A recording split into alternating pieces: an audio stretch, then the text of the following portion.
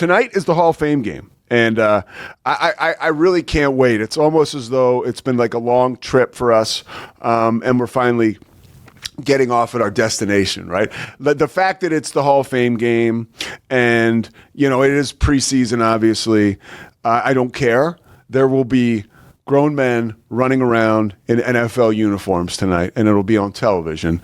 And Brent Musburger is going to join the booth with Mike Tirico and Chris Collinsworth, because Musburger getting into the Hall of Fame. And when you talk about great broadcasters, you just got to do a hard stop and talk about Kyle Youmans, who joins us right now. There he is from Oxnard, California. Waco's own, by the way.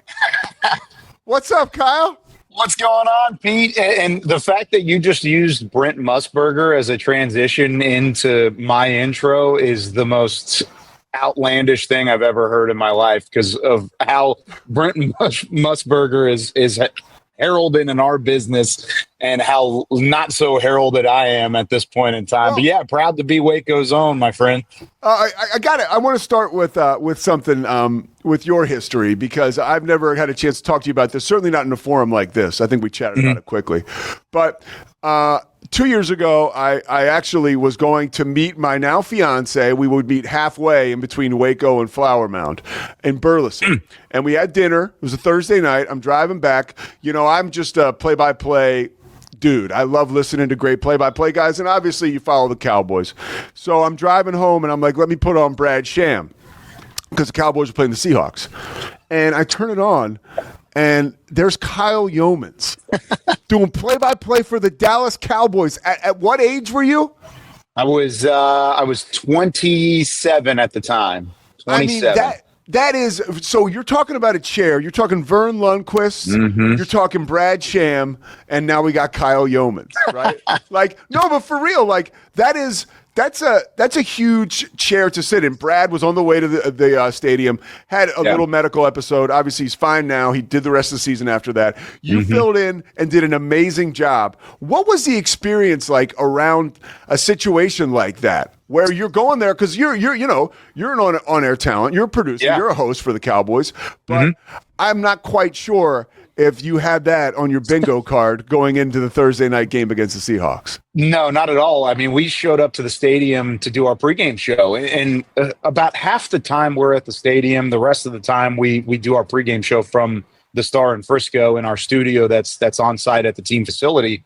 So we got into the stadium. It just happened to be one of those games where it was on the sideline, and it was a big game, Thursday night football. We wanted to play it up big, and so I'm in the middle of the pregame show, and we're working through that, and then turn around, and I see my bosses standing off to the side, Derek Eagleton and Nick Eatman, and they're kind of looking at me in a weird way. Like, it wasn't like a normal look, and I remember looking at them and being like, what did I say? Did I say something wrong? What's going on? Something was up. I just didn't know what it was. And broadcaster paranoia, by the way. Exactly. I was like, what did I do? And so I looked over there, and then we don't even take commercial breaks in our pregame show. It's usually an hour straight of football. But we do have little tidbits of time whenever we go to a player SOT, a sound on tape, as we call it in the business. And we went into one of those player SOTs, and both Derek and Nick came over, and they said, hey, you're calling the game. Brad couldn't make it. And my first question was, is Brad okay? Is he okay? Like, everything fine? They said, yes, he's fine. He'll be back next week. But right now, we need you to call the game. What do we need, or what do you need from us? And I said, well, I need to get to the booth. I was like, so we need to get somebody to finish this pregame show. We were about an hour and 30 minutes from kickoff at this point. That was when I got first notification. And then about 20 minutes later, Bill Jones from CBS 11 came down. He was so graceful to come in and finish that pregame show in a great way. And he was able to lead the crew and got up there with about 50 minutes until kickoff, and had to get my bearings straight, get it all together. Called the game. It ended up being an incredible game, 41-35, Cowboys back and forth. A win where Dak Prescott just played a phenomenal game against the really good Seattle team at the time. And so super grateful for the opportunity. Even more grateful that Brad was okay and that he was able to come back, and he hasn't missed a game since. So I've been off to the side. I've been ready from that point forward, but luckily I haven't had to be called in yet because he is a legend and a mentor of mine. And so I was happy to fill in and do the job for that one day. But man, it was a whirlwind at the moment. And when I sat down at home once I got done, it was a really surreal feeling to be one of those guys that got to call a Cowboys game on the Cowboys radio network. And I was thankful for the opportunity. Yeah, I mean, it's I can't even imagine the honor. And just one thing for everybody, just so you know how prepared Kyle is, and this is kind of the way to do it. No, for real. For your pregame show, even, you had boards. Yeah. Like that is huge. If you go into a situation like that without boards, you're like, what are you going to do? Ask Brad to send over him? It's a disaster. So, you know, it's like I've worked with Tom Crean before doing college hoops, and his thing, don't assume. Don't assume. You know what I mean? That's the number one thing. And so that's just a cool story. All right, let's get to Cowboys camp. Second day in a row. I'm prepping at home, getting ready to come over here, and it's the first 20 minutes of First Take. They're talking about Micah Parsons. What's I mean, it's like literally it was almost like it was a rinse repeat from the day before. Except for they had Adam Schefter on the set, which is great. I consume it, whatever. But what's the vibe around that whole situation right now in Oxnard? Yeah, I would say the vibes are at an all-time low in that scenario when it comes to getting Micah Parsons' deal done, which could mean one of two things. I mean, if the vibes are low, then that means somebody is going to finally crack and the deal's going to get done soon and it works its way back. Or it could turn into a really long-term thing, and we're going to see this drag into the season. And I was one on the optimistic side throughout the offseason. I thought a deal would get done in the first week of training camp. He would be out there once the pads came on. I thought there would be a Trayvon Diggs scenario whenever they were kind of going through his contract a couple years back. I thought it would be something like that. Instead, it was Jake Ferguson. That was the deal that ended up getting done, and I'm glad it did get done. There's some other deals that could possibly fall in the next couple of hours or even days or whatever it ends up being. Micah, I don't know if is in that conversation, and it's because the team has a lot of leverage here with Micah going into the final year of his rookie deal. They picked up his player option. He's getting paid $24 million, so it's not like he's on the lower end of the totem pole when it comes to salary going into his final year of the rookie deal. He was a first-round pick. He's getting paid like a first-round pick, but he's not getting paid like one of the top edge rushers in football. The one thing about Mikey you got to keep in mind is not only is he under contract for the 2025 season, but the Cowboys can franchise tag him for both 2026 and 2027 if they feel fit. So with that being said, he's under contract for as long as the Cowboys want him under contract. And so the leverage is squarely on the side of the franchise. Now, the franchise wants to get a deal done because they want to try and get it done earlier. Now, there were times where it looked like Micah's party wanted to get a deal done and the team didn't want to get a deal done, and then vice versa. I think it's more so Micah's in no rush because he's going to bet on himself and he's going to end up having another phenomenal season, where the team is not in a super big rush anymore because all these other contracts, the TJ Hawkinsons, the TJ Watts, all these guys have already kind of fallen into place. These other edge rushers that are going to reset the market along with Micah Parsons. So the fact that Parsons' deal isn't done now doesn't make me very confident that it's going to get done anytime soon. I think this is going to drag out for a little bit longer. All right. Well, maybe not the news Cowboys fans wanted to hear, but coming from you, we know it's a good source. How about the vibe at training camp? And what I mean, this is our second vibe check question, but you have your Mike Sherman, right? I'm Mike Sherman. It's Brian Schottenheimer this year, right? Yeah. Taking over the reins from Mike McCarthy. How much different is the mood around camp, or just the shift that you can feel having been there for many years with McCarthy and now with Brian Schottenheimer? What's the biggest change? Man, the energy. And I'm sure fans are probably tired of hearing that if you've been really diving in to Cowboys camp, but it's infectious. There's a lot of intensity, a lot of physicality, and it all roots back to the beginning of the energy that Brian Schottenheimer and the tone that they set to start the session of practice every single day. And that's what he wanted. He wanted to come in here and revamp the culture, revamp that energy. And he certainly brings it, whether it's props right at the beginning from the coaching staff. We've seen those viral videos start popping up where they're playing skits at the beginning. That's a tiebreaker for their competition at the end of practice, just so that everybody knows it's a coaching staff thing, and they're trying to win that day in, day out. And then the players have bought into it, and they've started participating, and it's made it fun again. And not anything against Mike McCarthy and what he did as a football coach. He was paid to come in and be a football coach. But having fun was not necessarily in the vocabulary of a lot of these Cowboys over the last 5 seasons. This has been a fun training camp for a lot of this team. Now, the physicality is ramped up. We've seen some scuffles because of that. We've seen some disciplinary issues back and forth on the field because of that physicality. So great, you're going to have some give and take. Yeah, you're going to have some give and take. You're going to have the scuffles whenever you have the energy. You're going to have the pushing and shoving when you have the physicality. So, yeah, I agree with you. I like that in my team. I want my guys to stay healthy. There's been a lot of injuries throughout camp, but I want my guys to stay healthy. And Brian Schottenheimer has been very much so emphasizing that as the season and as the training camp has gone on. How has Schottenheimer maybe changed taking over this role? I mean, because this is someone who you saw before in a different role and now the ascension to head coach. Yeah, it's a little bit different. I mean, he takes charge. It's really impressive to see because of how much he has set the tone, but in a different way than the energy I was just talking about. I mean, the way he commanded the room on draft night was something that I've never seen before. I thought it was tremendous the way he was able to command the room, to set the people up for success, and to challenge the people around him, the staff around him. The way that he talks to his coaching staff is different. I mean, he walks around with confidence is one end of it, but I also think he's got some swagger to him as well. I mean, there's just a swagger that maybe Jason Garrett and Mike McCarthy didn't necessarily have when they were coaching the Dallas Cowboys. And Brian Schottenheimer has that, where he didn't necessarily, not that he didn't have swagger initially, but he didn't have to show it. And now he has to show it to connect to these guys. And it's a little bit different, and he's taken charge more so than any other point throughout his career. Personnel-wise, there's obviously concerns. There's concerns for most teams in the NFL right now.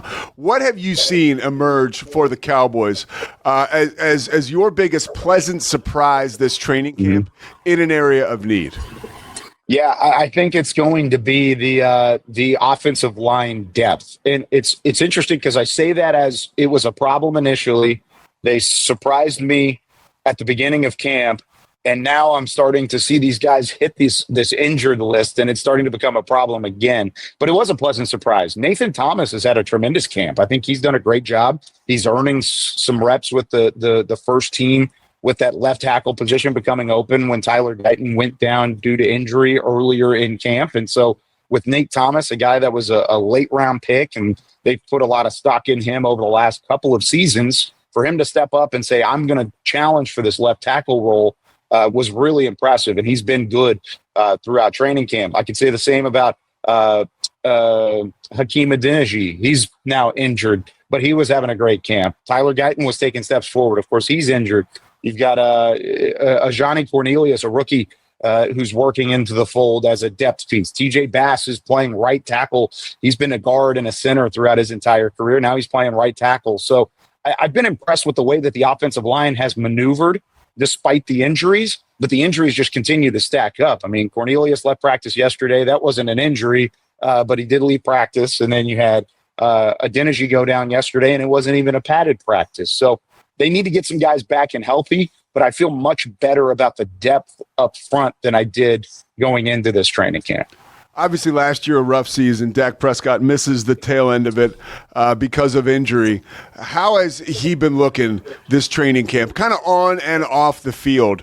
Just his mood, interactions with dudes, and then obviously his reps. He's been really excited about the opportunity at hand, and I think he feels refreshed just because, one, he's not coming off of an injury. Of course, he had the injury throughout the season, but he had a fully healthy offseason. He's been cleared for football activity since OTAs and minicamp began. So he's been around. He's been active. He's been a full participant all the way through. And feel that in his movement. I feel that in his preparation and the way he kind of interacts with his teammates. He is happy genuinely to be out there and to be healthy. And then he's also happy to be throwing the football to some talented guys too, like George Pickens, who was added to the fold. This might be the most speed and the most talent that Dak has had around him in terms of a pass catching core in his career. I mean, you talk about the extension from Ferguson, the trade for George Pickens. Of course, CeeDee Lamb is an elite wide receiver in this NFL. All of these things pieced together to help Dak Prescott. And so he's had a tremendous camp. I thought yesterday was his most efficient practice. I mean, he dialed up a couple great throws in red zone work. He worked down the field on a couple drives that were really impressive against the first team defense and some no huddle situations as well. He looked clean. He looked like he had a pretty good grasp of the offense, which is always a concern, whether you're a starter or a backup, whenever a new head coach and a new play caller comes into the fold. But he had a really good grasp of what he was doing, and he commanded the practice yesterday.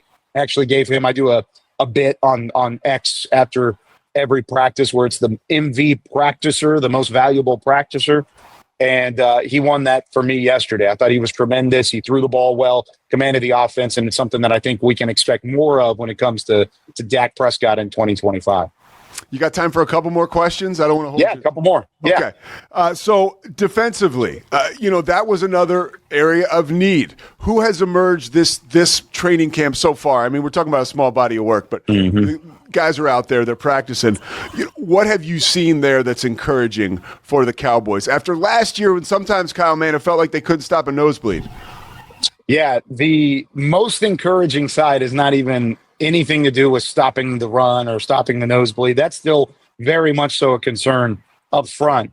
But my goodness, Kyle Elam, the corner that Cowboys traded for from Buffalo this past offseason, has been tremendous. And I'm talking one of the best cornerback training camps that I've seen since joining the team in my role in 2020. I mean, he's been all over the field, and it carries over from a mini camp and an OTA where it felt like he had an interception or at least a pass breakup on every single practice. Yesterday, he continued that. He had an interception off Dak Prescott again. CeeDee Lamb, there's a miscommunication. Elam read it all the way through, broke to the football, took off. It may have been a pick six if there wasn't an underneath receiver there to try and push him back inside to his help. So Kyle Elam, especially at a position like corner where it was a revolving door last year for the Cowboys. They struggled with injuries over and over and over again. And then they turn around and they have a Savone Rebel, a third-round pick out of East Carolina, not healthy to start the year. Trayvon Diggs, not healthy to start the year. It's really just DeRon Bland and then a question mark at the other two cornerback spots. Having a guy like Kyle Elam step in, he's going to be a starter maybe when those two guys come back. When Diggs and Rebel come back, I think Elam's going to start on the outside for the Dallas Cowboys in 2025. It's been a really impressive camp, and it's something that the Cowboys severely needed at that cornerback position. All right, I'll get you out of here on this. I talked about all the fanfare and sometimes just flat out noise about the Cowboys, the first take stuff, the stuff we do here. It's all over the place. It is but I know, I'm more of a team guy. I was fortunate to work in PR in the NBA, on the team side for many years. And I know there's a different mentality when you're inside the building like you are. If you could at all convey to people, the Cowboys and their mood and their insulation from all of that. We think that it's all that you guys and Jerry and Brian Schottenheimer should be thinking about, but it's not, right? So take us inside, do players, do coaches, do you get a sense that they're feeling that noise? Or is it a situation where it's we're here to play football, we don't care? Because most of the time that's what it is. It's not flippant by the organization or the players or the coaches, but it's we don't got time for that. That's a joke out there. This is what we're doing. Talk a little bit about that. Yeah, it is interesting. And I'll even start from my aspect first as a in-house media. The way that the Jones family wants it set up is he wants in-house media to have the same thought process and the same freedom as outside media. And that's a unique approach. I mean, I know you've worked in the PR game before, and especially at the NBA level, that doesn't always happen. No, a lot of times and so it's like state media. Exactly. And that's not what it is, at least with this organization. They want us to be able to talk freely, especially about the X's and O's and about the way that the team is built, the roster building. Talking to you, honestly, like this is pretty revealing. Yeah. And so it's refreshing for somebody like me that wants and has the aspiration to be a media a reporter and a personnel and play-by-play announcer and all that stuff. I mean, it gives us the freedom to do that type of thing. So they're not afraid of the noise. Let's just say it that way. Especially the front office is not afraid of the noise.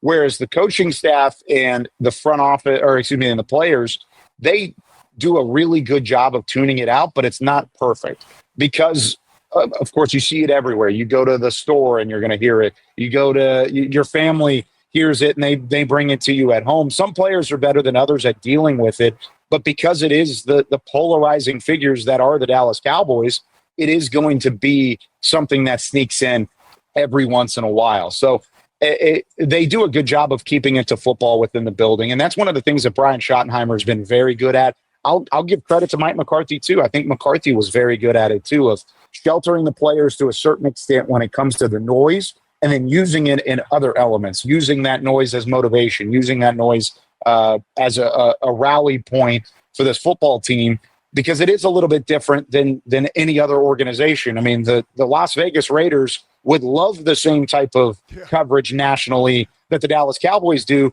on a day-to-day basis, but they just don't get that because they aren't the Dallas Cowboys. And I think as you get in this building and you understand what's going to be the media circus around it, the easier you can tune it out when it doesn't pertain to you and it's not going to help you win football games. And I mean, we're a big part of that. We walk in and we have the same meal schedules as the players and as the coaches. And when we go in there, it's not business. It's a person thing. But when we get outside the building from a media and coaches and players standpoint, it's back into being professionals and doing our job specifically. It's a really interesting dynamic. And it's something that I think a lot of people outside of the building just don't necessarily get.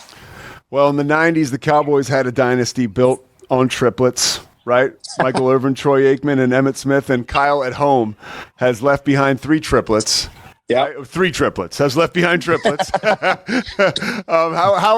is that going? I mean, you can be quick with this, but everything good on the home front? Everything's great. Everything's great. My mother-in-law's been at my house the last couple of days helping my wife out, and we've had a lot of help throughout the years just to help me continue chasing this wild dream, and then have the babies taken care of too. So yeah, they're happy, healthy. I'm getting videos and pictures every day. Excited to get back to them over the next couple of weeks, and always checking in when I get the opportunity. Oh, Kyle, man, thank you so much for checking in with us. You hit it in the nickel seats, man. Just what I was looking for.